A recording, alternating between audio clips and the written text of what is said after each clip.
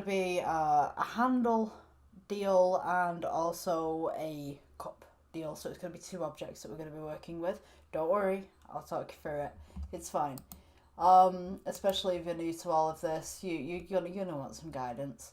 So we're gonna go up to the top, which is mesh. We're gonna go for circle. A lot of people will go for a cylinder with one of these projects.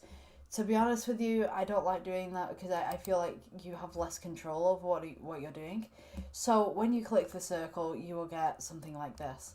So what you want to do, go over to object mode, edit mode, and then we are going to press S for scale, just to scale it out.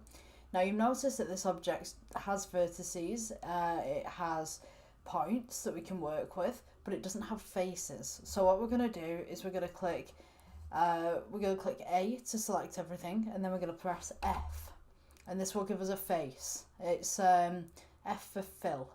So I'm going to split this screen in half so you guys can see what I'm doing. And what I'm going to do is I'm going to have one face wireframe so that you can see what's going on the inside. So press 1 on your number pad if that's something that you'd like to copy. And then I'm going to work on the second screen. So I'm going to go ahead and press E for extrude. And this will be the base of the cup. So we're just going to pull this out a little bit.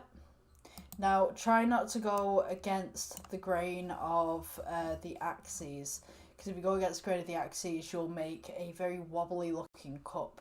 And also rotate your camera regularly so that you make sure that the object is the right height for what you need it for.